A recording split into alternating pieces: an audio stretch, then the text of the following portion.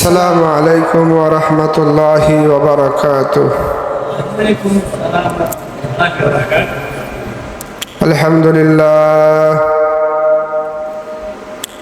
الحمد لله وكفى وسلام على عباده الذين اصطفى. أما بعد فأعوذ بالله من الشيطان الرجيم. بسم الله الرحمن الرحيم.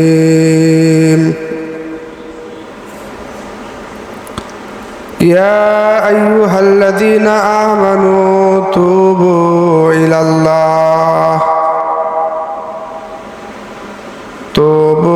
إلى الله توبة نصوحا. وقال النبي صلى الله عليه وسلم: التائب من الذنب كمن لا ذنب له.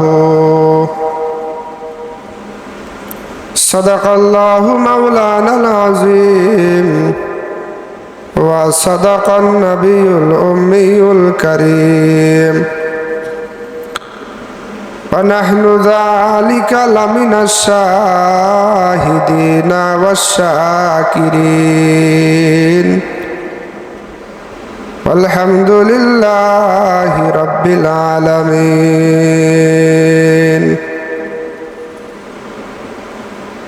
وقال جل جلاله في قرآن العظيم: إن الله وملائكته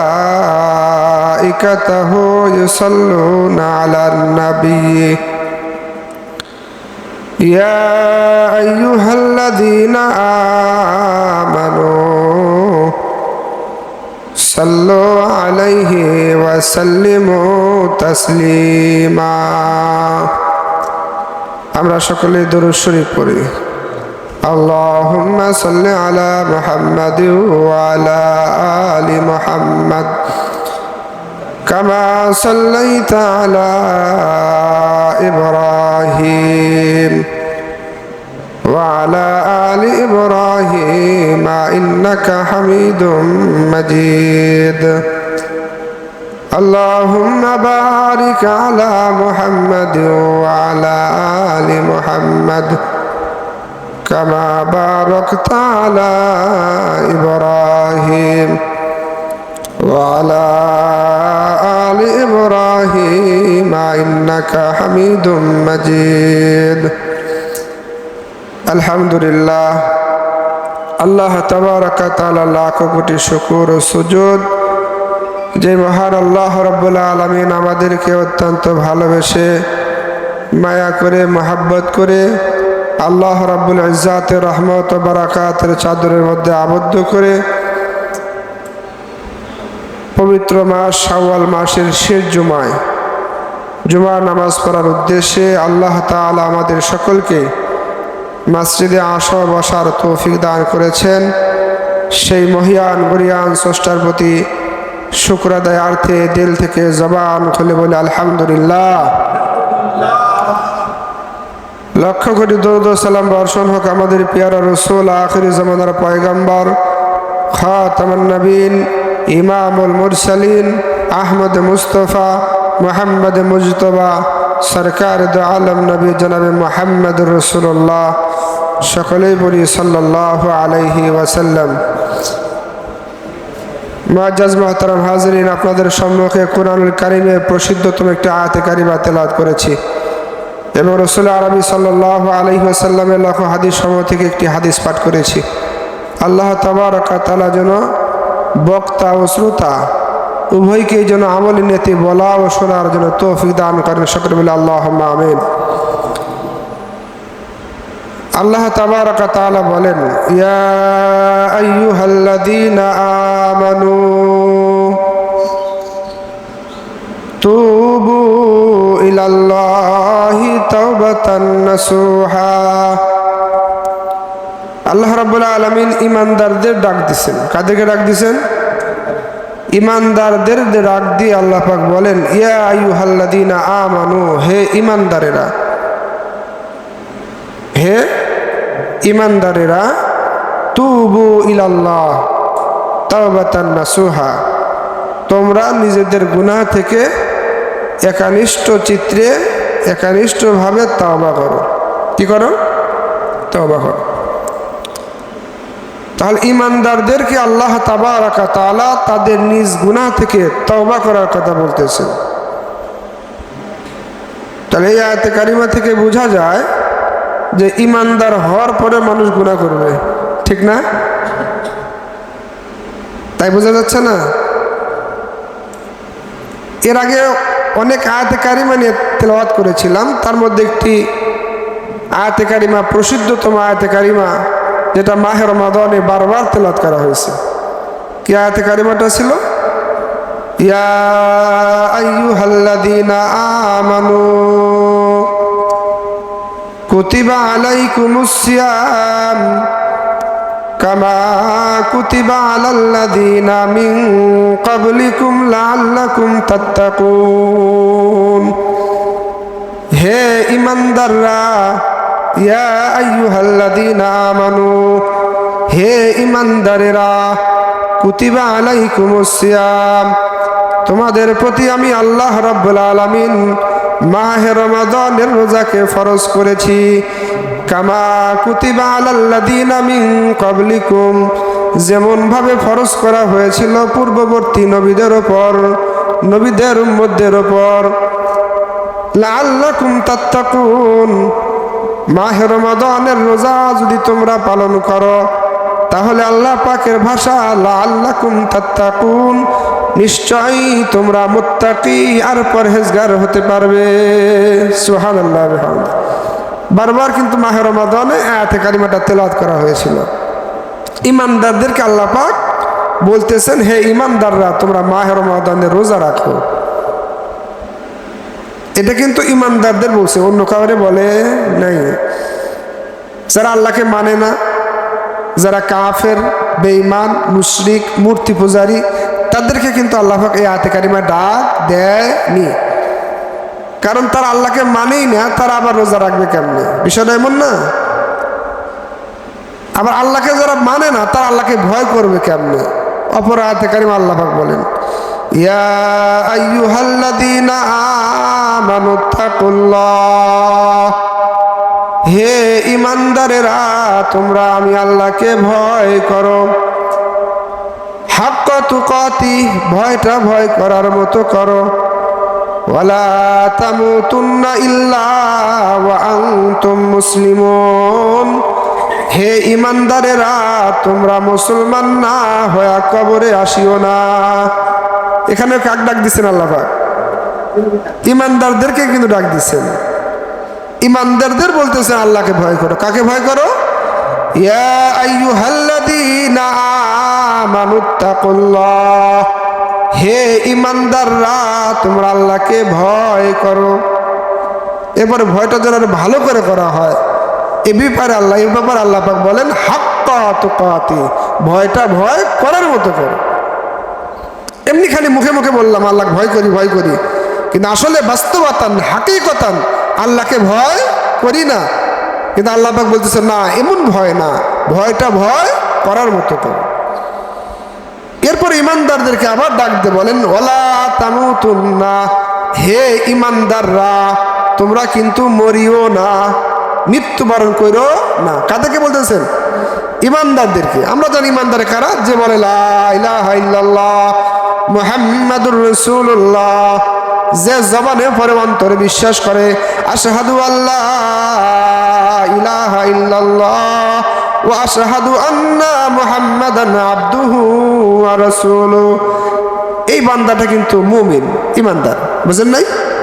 চাইছে নামাজ পড়ুক অথবা না পড়ুক, চাইছে জাকাত ফরজ হওয়ার জাকাত দিক অথবা না দিক, কিন্তু এগুলো সে করে না, কিন্তু বিশ্বাস করে হ্যাঁ জাকাত দিতে হবে, বিশ্বাস করে হজের সমর্থ থাকলে হজ করতে হবে, বিশ্বাস করে নামাজ পড়তে হবে, কবরের আযাব আছে, জান্নাত আছে, জাহান্নাম আছে, রসুল সত্য, আখির নবী মুহাম্মদ রাসূলুল্লাহ সাল্লাল্লাহু আলাইহি ওয়াসাল্লাম তিনি যা বলেছেন সত্য বলেছেন, সব কথা বিশ্বাস করে কিন্তু আমল করে না। কথা বোঝেন না? তারপরে কিন্তু সে মুমিন, তারপরে কি তারপরে সে কিন্তু মুমিন। এমন মুমিনদের আল্লাহ পাক বলেন ওয়ালা তামুতুন্না, শুধু কালেমা পড়ছো আমল নাই। আল্লাহ পাক অনেক আয়াতে কারিমে আল্লাহ পাক বলছেন ঈমানের পাশাপাশি আমলের কথা বলছেন। শুধু ঈমানই ডাইরেক্ট জান্নাতে নেওয়ার জন্য যথেষ্ট নয়, ঈমানদার হওয়ার পরে তার কাজ আছে, তার আমল আছে, আমলে সালেহ করতে হয়। আল্লাহ পাক অনেক আয়াতে কারিমে বলছেন, তার মধ্যে সূরা বুরুজের মধ্যে আল্লাহ পাক বলছেন ইন্নাল্লাযীনা আমানু ওয়া আমিলুস সালিহাত লাহুম জান্নাতুন তাজরি মিন তাহতিহাল আনহার। এখানে কিন্তু ইন্নাল্লাযীনা আমানু ওয়া আমিলুস সালিহাত, ঈমানের পাশাপাশি আমলে সালেহ করতে হবে। কি করতে হবে? আমলে সালেহ করতে হবে, নেক আমল করতে হবে। শুধু ঈমানদার হইলাম আর ডাইরেক্ট আল্লাহর তৈরি জান্নাতে চলে গেলাম তা কিন্তু নয়। ঈমানদাররাও জাহান্নামে যাবে যদি তার আমল শুদ্ধ না হয়। ঈমানের পাশাপাশি যদি আমলে সালেহ না থাকে, ঈমানের পাশাপাশি যদি নামাজ না থাকে, ঈমানের পাশাপাশি যদি আল্লাহ পাকের ফরজ হুকুম হাকাম ওয়াজিব সুন্নাহ মুস্তাহাব আমল যদি তার না থাকে, এই আমল যদি সুন্দর না হয়, ঈমানদার হয়াও কিন্তু জাহান্নামে যাইতে হবে, ডাইরেক্ট জান্নাতে যাওয়ার বুদ্ধি নেই। এই জন্য শুধু ঈমানদার হওয়ার পরেই তুমি যে দুনিয়া থেকে বিদায় নিয়ে চলে যাবে, আল্লাহ পাক না করছেন যে না শুধু ঈমানদার হয় জান্নাতের আশা করিও না, বরং মুসলমান হও। কি হও? মুসলমান হও। ওয়ালা তামুতুন্না, হে ঈমানদার তুমি মৃত্যুবরণ করিও না, ইল্লা ওয়া আনতুম মুসলিমুন, তবে যখন তুমি মুসলমান হইবা, মানে খাঁটি মুসলমান, খাঁটি ঈমানদার। কথা বোঝেন নাই? যে আল্লাহ তাআলা রসুল যা করতে বলেছেন সেগুলোকে করা, আল্লাহ তাআলা রসুল যা করতে নিষেধ করেছেন সেগুলো থেকে বিরত থাকার নাম হলো মুসলমান। আল মুসলিমু মান সালিমাল মুসলিমুনা মিন লিসানিহি ওয়া ইয়াদিহি। বান্দা ওই কাজটাই করবে যে আল্লাহ পাক করতে বলেছেন, বান্দা ওই কাজ কখনো করবে না, কোনো মুসলমান ততক্ষণ পর্যন্ত ওই কাজ করবে না যেটা আল্লাহ পাক করতে নিষেধ করেছেন। মুআজ্জাজ মুহতারাম হাজিরিন, তাহলে ঈমানদারদের ডাক দিয়ে আল্লাহ পাক বলতেছেন শুধু ঈমানদার হয়া তুমি কবরের জিন্দেগিতে আসিও না, বরং ঈমানদার হওয়ার পরে মুসলমান হয়ে কবরে আসো। আর ঈমানদারদেরকে বলতেছেন হে ঈমানদার আল্লাহকে ভয় করো। কাক ভয় করো? আল্লাহকে ভয় করো। এই আয়াতে কারিমাতে আল্লাহ পাক ঈমানদারদেরকে তওবা করতে বলতেছেন। কি বলেন?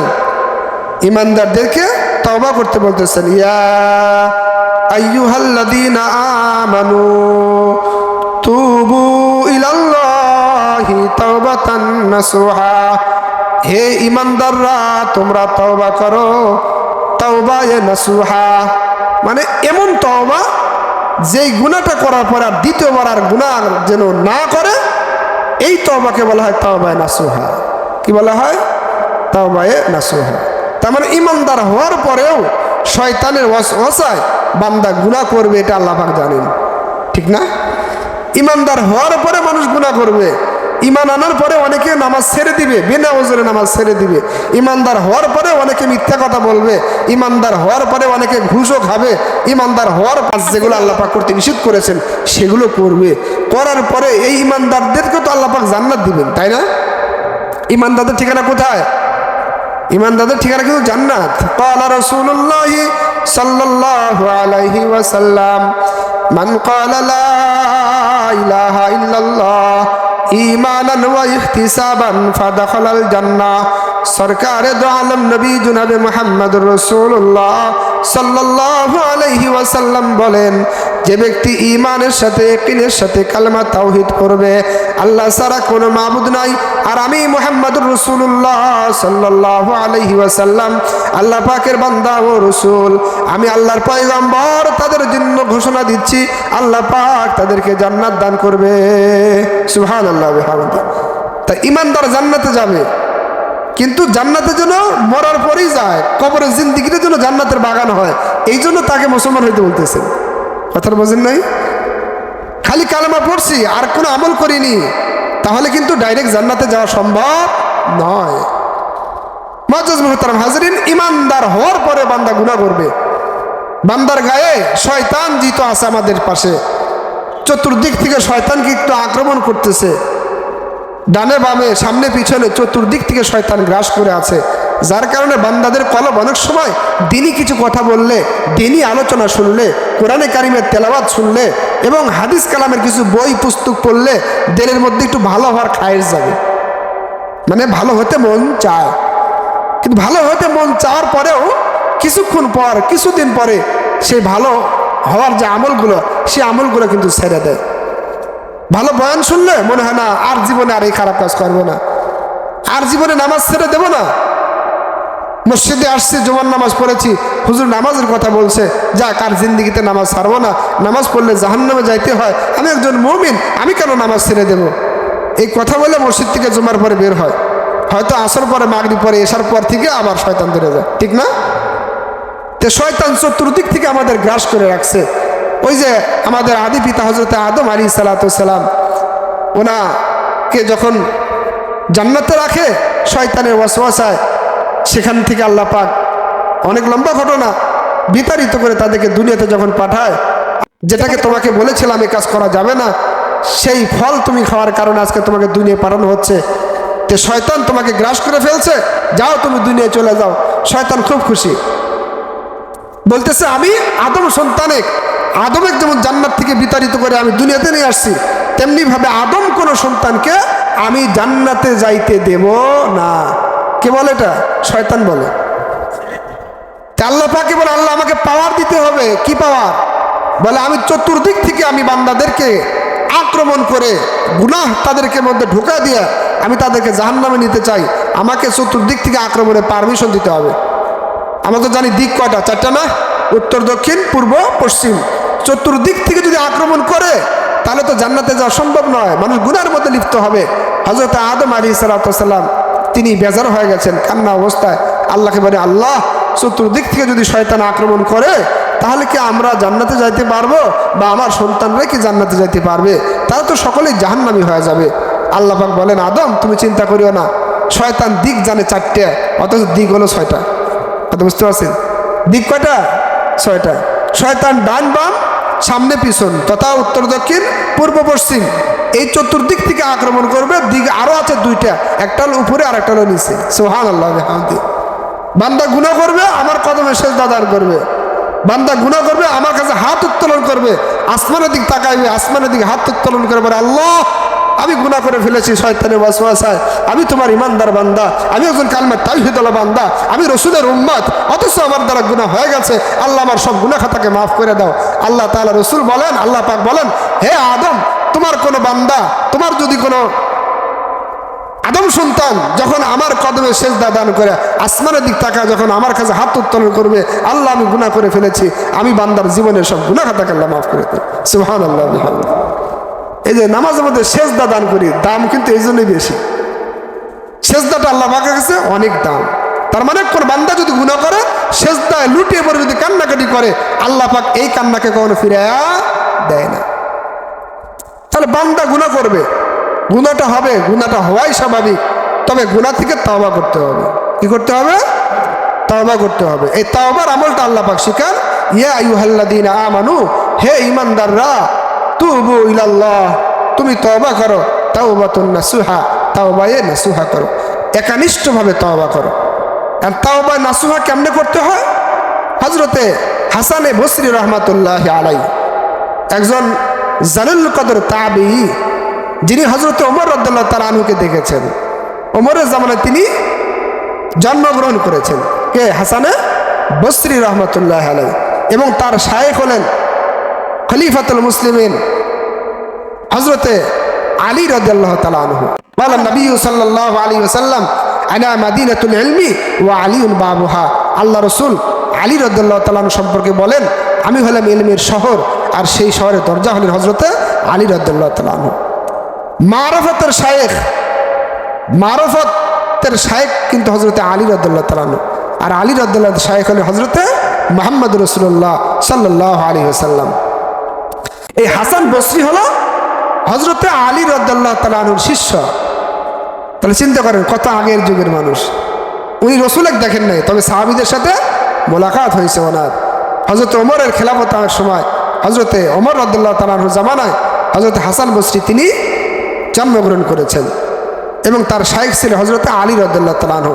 এই হাসানে বসরি রহমাতুল্লাহ আলাইহি বলেন, তাওবায়ে নাসুহা হলো ওই আমল, মানুষ যখন গুনাহ করে আগ্রহ নিয়ে গুনাহ করে। কি নিয়ে আগ্রহ করে? মানুষ যখন গুনাহ করে, যে কোনো গুনাহ যখন করে তখন আগ্রহ সহ গুনাহ করে। সেটা সুদ খাওয়াই হোক, অথবা ঘুষ খাওয়াই হোক, অথবা জেনাকারের কোনো কাজ হোক, অথবা বদ কোনো আমল হোক, বান্দা যখন গুনাহ করতে যায় তখন আগ্রহ নিয়ে গুনাহ করে। যার আগ্রহ নাই সে কিন্তু গুনাহ করে না, আগ্রহ নিয়ে গুনাহ করে। হাসান বসরি বলেন, মানুষ যখন গুনাহ করেছে আগ্রহ নিয়ে গুনাহ করেছে, তেমনি যখন মানুষ তাওবায়ে নাসুহা করবে তখন সে যেন আগ্রহ নিয়ে গুনাহকে তরক করে। সুবহানাল্লাহ বিহামদিহি। কথা বুঝতে পারছেন? মানে আগ্রহ নিয়ে মানুষ যেমন শুরুতে গুনাহ করে ফেলেছে, তেমনি আগ্রহ নিয়েই গুনাহটাকে বর্জন করা। গুনাহকে কি করা? বর্জন করা। একদম সৎ জ্ঞানে একনিষ্ঠভাবে আমি আগে গুনাহ করে ফেলেছিলাম, আল্লাহ আমি সেই গুনাহ কখনো করব না, এমন আগ্রহ নিয়ে গুনাহকে তরক করার নামটাই হলো তাওবায়ে নাসুহা। সুবহানাল্লাহ বিহামদিহি। কি তাওবায়ে নাসুহা? এখন আমরা যারা গুনাহগার বান্দা, এই গুনাহটার জন্য আমাদের তাওবা করতে হবে। এই তাওবা করার জন্য শর্ত হলো চারটে। করা শর্ত? চারটে। চারটে শর্তে আমরা তাওবা করব। আর এই চারটে শর্ত যার মধ্যে পাওয়া যাবে, আল্লাহ তাআলা এই বান্দার তাওবাকে কবুল করবেন। কি করবেন? তাওবাকে কবুল করবেন। আর এই তাওবাকে বলা হয় তাওবায়ে নাসুহা। এই চারটে শর্তের সাথে যে আল্লাহর বান্দা তওবা করবে তাকে আল্লাহ তাবারাক ওয়া তাআলা চারটে পুরস্কার দান করবেন। সুবহানাল্লাহ। তাহলে শর্ত কয়টা? তওবার শর্ত চারটা। এক নম্বর শর্ত হলো তাওবায়ে নাসুহার, যে আমি যে গুনাহটা করেছি সেই গুনাহ থেকে ফিরে আসা। আমি যতদিন বেঁচে থাকি এই গুনাহটা আর কখনো করব না। এক নম্বর শর্ত। এক নম্বর শর্ত হলো আমি যে গুনাহ করেছি এই গুনাহ থেকে ফিরে আসা, আর জীবনে ওই গুনাহটা আর কখনো করব না। কয় নম্বর হলো? এক নম্বর। দুই নম্বর হলো গুনাহ থেকে অনুতপ্ত হওয়া। কি হওয়া? গুনাহ থেকে অনুতপ্ত হওয়া। তাহলে এক নম্বর হলো যে আমি আমার দ্বারা যে গুনাহটা হয়েছে এই গুনাহটা আর কখনো করব না, গুনাহ থেকে ফিরে আসা। দুই নম্বর, গুনাহ হয়ে যাওয়ার পরে এই গুনাহ থেকে অনুতপ্ত হওয়া। তিন নম্বর শর্ত হলো এই প্রতিজ্ঞা করা যে গুনাহটা আমি ইতিপূর্বে যা করেছি আর ফারদে আর গুনাহটা করব না। কটা গেল? তিনটে। চার নম্বর হলো তওবা করার চতুর্থ নম্বর শর্ত হলো দুনিয়াতে এমন কিছু কাজ আছে, দুনিয়াতে এমন কিছু পাওনা আছে যেই পাওনাটা বান্দা মাফ না করলে আল্লাহ পাক মাফ করেন না। সেটা হলো বান্দাদের হক। কার হক? বান্দাদের হক। তাহলে কোন আল্লাহর বান্দা যদি তওবা করতে চায় তাহলে সেই বান্দাটা চতুর্থ নম্বর শর্ত হলো বান্দার হকটা আদায় করা। বান্দার হক আদায় করা। সে যদি পাওনাদার হয়ে থাকে পাওনা আদায় করা, কারো যদি গীবত শেখাত করে থাকে তার কাছে মাফ চাওয়া, কারো কাছে অন্যায় যদি করে থাকে তাহলে অন্যায় করার পরে তার কাছে মাফ চাওয়া, ভাই আমার অন্যায় হয়ে গেছে, আল্লাহর রাস্তায় আমাকে মাফ করে দাও। তাহলে কটা হলো শর্ত? চারটে। এই তওবা কবুল হওয়ার শর্ত হলো চারটে। এক নাম্বার, আমি যে গুনাহ খাতা করছি আর দ্বিতীয়বার ফের দেখি না গুনাহ খাতা করব না, গুনাহ থেকে ফিরে আসা। দুই নম্বর হচ্ছে গুনাহ থেকে অনুতপ্ত হওয়া, গুনাহ হয়ে গেছে শয়তানের ওয়াসওয়াসায়, আর জীবনে আমি গুনাহ খাতা আর করব না। দুই নম্বর। তিন নম্বর, এই প্রতিজ্ঞা করা যেহেতু আমার দ্বারা গুনাহ হয়ে গেছে আর জিন্দেগিতে আমি গুনাহ খাতা করব না। এটা তিনটে। চার নম্বর হলো তাওবা নাসুহার পূর্বে বান্দাদের হক আদায় করা। বান্দাদের হক মানে বান্দাদের থেকে যদি কোনো পাওনা দেওয়ানা থেকে থাকে, অথবা কারোর সাথে যদি মনোমালিন্য, কারোর সাথে যদি কোনো খারাপ ব্যবহার যদি কোনো বান্দা করে থাকে তাহলে তার কাছে মাফ চাওয়া। বান্দা আমি তোমার কাছে অন্যায় করছি, তোমার সাথে খারাপ ব্যবহার করছি, আল্লাহর রাস্তায় আমাকে মাফ করে দাও। এই চারটে শরায়াতের সাথে যদি কোনো আল্লাহর বান্দা তওবা করে, আল্লাহ তাআলা রসুল বলেন এই বান্দাকে চারটে পুরস্কার দেওয়া হবে। কয় পুরস্কার? আল্লাহ রসুল বলেন চারটে পুরস্কার এই বান্দাকে দেওয়া হবে। কাকে? তওবাকারী বান্দাকে, তাওবায়ে নাসুহাকারী বান্দাকে চারটে পুরস্কৃত করা হবে। এক নম্বর পুরস্কার হলো এই তাওবাকারী বান্দা আল্লাহ তাআলার হাবিবুল্লাহ হয়ে যাবে। সুবহানাল্লাহ বিহামদিহি। কি হবে? হাবিবুল্লাহ। হাবিবুল মানে দোস্ত, হাবিব শব্দের অর্থ দোস্ত। খলিল মানেও দোস্ত। খলিল আছে না, হযরত ইব্রাহিম খলিলুল্লাহ, ইব্রাহিম খলিলুল্লাহ। আর আমাদের রাসূলের নাম কি? হাবিবুল্লাহ। কি উল্লাহ? হাবিবুল্লাহ। ওলামায়ে হক্কানি লেখেন যে হাবিবুল্লাহর মধ্যে আর খলিলুল্লাহর মধ্যে পার্থক্য আছে। কি আছে? পার্থক্য আছে। খলিলুল্লাহ হলো যে ব্যক্তি আল্লাহর সাথে দোস্ত পাততে যায়, আল্লাহ তাআলার সাথে মহাব্বত জোড়াইতে যায়, যে ব্যক্তি আল্লাহ তাআলার মহাব্বতের আশা যে ব্যক্তি রাখে, সেই দোস্তকে বলা হয় খলিলুল্লাহ। বুঝতে পারছেন? যেমন হযরত ইব্রাহিম আলাইহিস সালাম, উনি আল্লাহর সাথে দোস্ত, আল্লাহকে মহাব্বত করে আল্লাহ তাআলার সাথে দোস্ত পাততে যান, আল্লাহ ওনাকে দোস্ত বানায় নেন। তবে এই দোস্তর আগ্রহটা আল্লাহ তাআলা চাইতে খলিলুল্লাহ তথা খলিলের বেশি থাকে, মানে আল্লাহর সাথে দোস্ত পাততে যায়, একে বলা হয় খলিলুল্লাহ। আর হাবিবুল্লাহ বলা হয় আল্লাহ পাক যার সাথে দোস্তি পাতেন। সুবহানাল্লাহ বিহামদিহি। কথা বুঝতে পারছেন? হাবিবুল্লাহ মানে কি? আল্লাহ পাক নিজেই যেই বান্দার সাথে দোস্তি পাততে যান, সেই বান্দাকে বলা হয় হাবিবুল্লাহ। যে ব্যক্তি তওবা করবে, এই তওবা করানোওয়ালা ব্যক্তিটা হয়ে যায় হাবিবুল্লাহ তথা আল্লাহ পাকের দোস্ত। আল্লাহ পাক বলেন, আমি আল্লাহ তাআলা তার এই তওবা এত খুশি হয়েছি যে আমি আল্লাহ তাবারক তাআলা তাকে আমি দোস্ত বানায় নিলাম, সে আমার হাবিবুল্লাহ। সুবহানাল্লাহ বিহামদিহি।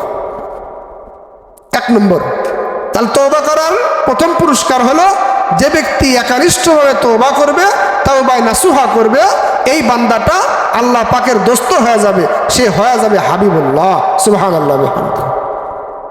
দুই নম্বর, যে ব্যক্তি তওবা করবে একনিষ্ঠভাবে, এই বান্দাটার কোনো গুনাহ খাতাই থাকবে না।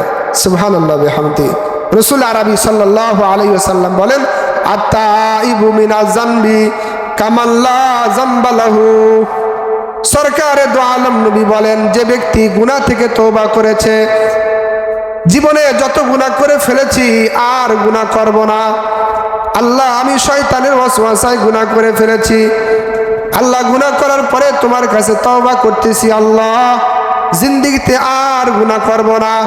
সরকারে দো আলম নবী বলেন, এমন তওবাকারী বান্দা সেজন্য গুনাহ খাতাই করে নাই, আল্লাহ তাআলা তার জীবনের সব গুনাহকে মাফ করে দিয়েছেন। সুবহানাল্লাহ বিহামদিহি।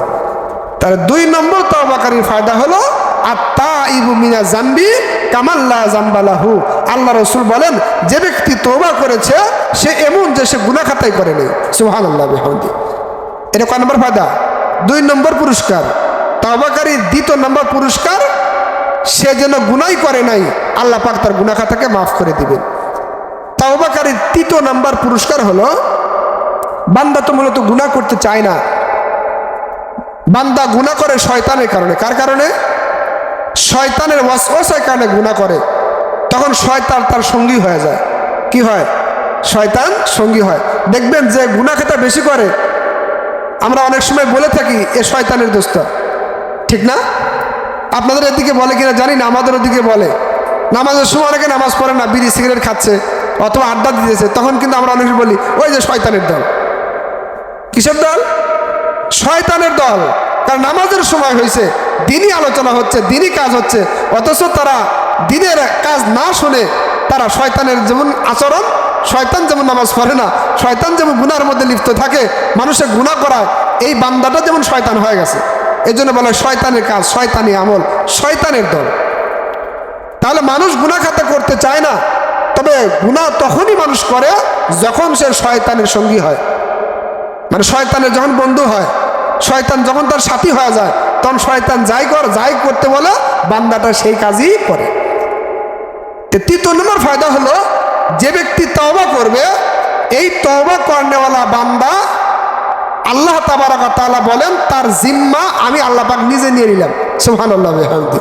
তখন তার সঙ্গী শয়তান নয়, তখন তার সঙ্গী হলেন স্বয়ং আল্লাহ তাআলা নিজে। সুবহানাল্লাহ বিহামদিহি। তাহলে তৃতীয় নম্বর হলো, শয়তান সঙ্গী হবে না তওবাকারীর, তওবাকারীর সঙ্গী হবে একমাত্র আল্লাহ তাআলা নিজেই, সুবহানাল্লাহ বিহামদিহি। তৃতীয় নাম্বার পুরস্কার। আর চতুর্থ নাম্বার তাওবাকারী পুরস্কার হলো, এমন তাওবাকারী বান্দাদেরকে আল্লাহ তাআলা জান্নাতি ফেরেশতাদেরকে পাঠাইবেন। জান্নাতি ফেরেশতারা গিয়ে তাওবা কারণেওয়ালা বান্দাকে বলবে, হে তাওবাকারী বান্দা, আসো, তোমার জন্য আল্লাহ পাক খুশি হয়ে গেছে, তোমার কোনো আখিরাতের ভয় নাই, পিছের জিন্দেগিরও কোনো পেরেশানি নাই, আল্লাহ তাআলা তোমাকে জান্নাতের সুসংবাদ দিচ্ছে, আসো তুমি দুনিয়া থেকে চলে আসো আর আল্লাহর তৈরি জান্নাতে চলে যাও, সুবহানাল্লাহ বিহামদিহি। এই হলো তাওবাকারী কয় পুরস্কার? 4 পুরস্কার। 1 নাম্বার, তাওবাকারী বান্দা আল্লাহ পাকের কাছে অত্যন্ত দামি বান্দা, এই বান্দাকে আল্লাহ পাক অত্যন্ত ভালোবাসে, যার ডিগ্রি হলো হাবিবুল্লাহ, সুবহানাল্লাহ বিহামদিহি, আল্লাহ পাকের হাবিব হয়ে যায়। 2 নম্বর ফায়দা হলো তাওবাকারী কোনো গুনাহ খাতা থাকে না, সকল গুনাহ খাতা আল্লাহ পাক মাফ করে দেন। 3 নম্বর হলো তাওবা করানোওয়ালা বান্দা আল্লাহ পাকের জিম্মায় হয়ে যায়, তার মানে আল্লাহ পাক তার গুনাহ খাতা মাফ করে দিয়ে আল্লাহ পাক নিজে তার জিম্মাদারি নিয়ে নিয়েছেন। তাহলে যে ব্যক্তি জিম্মাদারি আল্লাহ পাক নিজে নিয়েছেন, তার কোনো পেরেশানি আছে? তার কোনো পেরেশানি নাই। তাহলে তাওবা করানোওয়ালা বান্দার কোনো পেরেশানি নাই, আল্লাহ তাবারক ওয়া তাআলা এই তাওবাকারী বান্দার জিম্মাদারি নিজ হাতে নিছেন, সুবহানাল্লাহ বিহামদিহি। আর 4 নম্বর পুরস্কার হলো তাওবাকারী বান্দা মরার পরই আল্লাহ তাআলা তাকে জান্নাত দান করবেন, সুবহানাল্লাহ বিহামদিহি। আল্লাহ তাবারক ওয়া তাআলা আমাদের সকলকে এই সঠিকভাবে আমাদের যে গুনাহ খাতা যে আমরা করে ফেলেছি, গুনাহ খাতা আমাদের আছে, সকলে কম বেশি গুনাহ খাতা করছি, যে গুনাহ থেকে আমরা করে ফেলেছি, সকল গুনাহ থেকে আল্লাহর কাছে তওবা করব, আল্লাহ আমাদের গুনাহ খাতা যে মাফ করে দেন এবং 4টে পুরস্কার যে পুরস্কৃত করে, সকল বলে আমিন। আর তওবাকারী বান্দা কেমন খুশি হবে? তওবাকারী বান্দার প্রতি এক খুশি এমন হয়, দেখেন মুসলিম শরীফের হাদিস, তিরমিজিতে হাদিসটি বর্ণনা করছেন। হাদিসটি হলো, রাসূল আরবি সাল্লাল্লাহু আলাইহি সাল্লাম বলেন, তওবাকারী বান্দা এত খুশি হয়, একটা লম্বা ঘটনা নিয়ে আসছেন, ওয়াকিয়া নিয়ে আসছেন। ঘটনাটা হলো এমন যে কোনো এক আল্লাহর বান্দা সফরে গেছে। কোথায় গেছে? সফরে বের হয়েছে, কোথাও এর জন্য এক জায়গায় আশ্রয় নিছে, অথবা একটু রেস্ট নিচ্ছেন। দেখেন যে পিছন দিক থেকে তার যে সামান ছিল, পানি, খাদ্য অথবা সফরের টাকা পয়সা যা ছিল সব হারায় গেছে। কার? সফর করানোওয়ালা বান্দা। তো মরুভূমিতে যারা সফর করে দেখবেন তাদের জন্য পানি কিন্তু একজন জীবন, মানে পানি খুবই দরকার মরুভূমিতে। আমরা তো পানির কদর জানি না, কদর বুঝি না, অথচ মরুভূমি আরব দেশে পানির কিন্তু অনেক দাম। তো ওই সময় তো সফর করছে, পানি সবসময় তারা কাছে রাখছে। তো পানি, টাকা পয়সা, আপনি এক জায়গায় বের হয়েছেন মরুভূমি এলাকায়, পানি যা ছিল পানি নাই, উট ছিল উট হারা গেছে, যেটায় বাহন হবেন বাহনে যে যাচ্ছেন বাহন হারা গেছে, উটও হারা গেছে, পানিও নাই, খাদ্য যা নিয়ে গেছিলেন সব কিছু হারা গেছে। তাহলে এই বান্দাটা কত পেরেশানির মধ্যে পড়বে চিন্তা করেন। পেরেশানি হয়ে গেছে, এখন বলতেছে যে আমি হাইটে যাই, তাও তো আমি যাইতে পারবো না, লং টাইম, অনেক রাস্তা পাড়ি দিতে হবে। বেচারা চিন্তায় পড়তে পড়তে এক সময় সে ঘুমায় গেছে। ঠিক আছে, ঘুমায় গেছে। ঘুম থেকে উঠে দেখে তার যে বাহন উট ফিরে আসছে, তার যে আসবাবপত্র যে হারা গেছে, পানি, খাদ্য দ্রব্য যা ছিল সব কিছু আবার ফিরে আসছে। এই বান্দাটা কেমন খুশি হবে? রাসূল আরবি সাল্লাল্লাহু আলাইহি ওয়াসাল্লাম হাদিসের মধ্যে বলেন, এই বান্দাটা এত খুশি হয়েছে, সে বলতেছে, ওনা বলতেছে, আল্লাহ তুমি, আমি হলাম তোমার রব আর তুমি হলে আমার বান্দা। অথচ সে বলবে কি?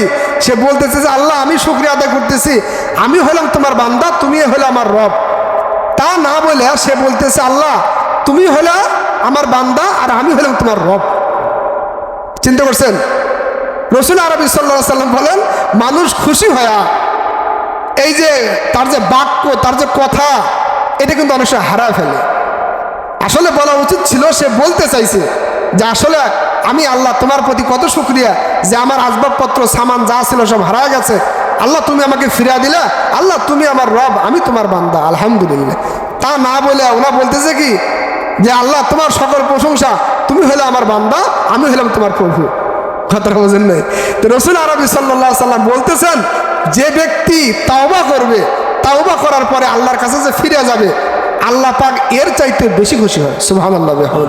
বান্দা তুমি আমার বান্দা, তোমার আমি বানাইছি অত্যন্ত আদরে যতনে বানাইছি, তোমার আমি জাহান্নামে দেওয়ার জন্য বানাই নাই, তোমার আমি জান্নাতে দেওয়ার জন্য বানাইছি। বান্দা তুমি গুনাহ করে ফেলেছিলে, তুমি এখন তওবা করেছো, আমি আল্লাহ পাক ওরকম খুশি যে ব্যক্তি নিজের খুশিতে নিজেকে প্রভু মনে করে। অথচ সে প্রভু না, সে কিন্তু বান্দা। সুবহানাল্লাহ বিহামদি। এই জন্য মুআজ্জাজ মুহতারাম হাজিরিন, আমরা বেশি বেশি আল্লাহর কাছে তওবা করব। আল্লাহ তাআলা যেন আমাদের প্রতি গোচ্ছা না হয়, যেন রাগ না হয়। দেখেন না কত মুসিবত আমাদের প্রতি আসতেছে, বৃষ্টি এ সময় কত বৃষ্টি হয়, অথচ দোয়া অহরহ হচ্ছে। এরপরে কিছু কিছু জায়গায় বৃষ্টি আসতেছে, সব জায়গাতে কিন্তু এখনো বৃষ্টি কিন্তু হচ্ছে না। আল্লাহ তাআলার কাছে আমরা বেশি বেশি তওবা করব, দোয়া করব। আল্লাহ আমরা গুনাহ করে ফেলেছি, আর জিন্দেগিতে গুনাহ করব না। আল্লাহ তুমি আমাদের আযাব দিও না, আমাদের গজবে ধ্বংস করিও না। আল্লাহ আমাদের তওবাকে কবুল করো। আল্লাহ তাআলা আমাদের সকলকেই আল্লাহ তাবারাক ওয়া তাআলা পিয়ারা বান্দা হিসেবে যেন কবুল করেন। সকলে বলে আল্লাহুম্মা আমিন। ওয়া আখিরু দাওয়ানা আনিল হামদুলিল্লাহি রাব্বিল আলামিন।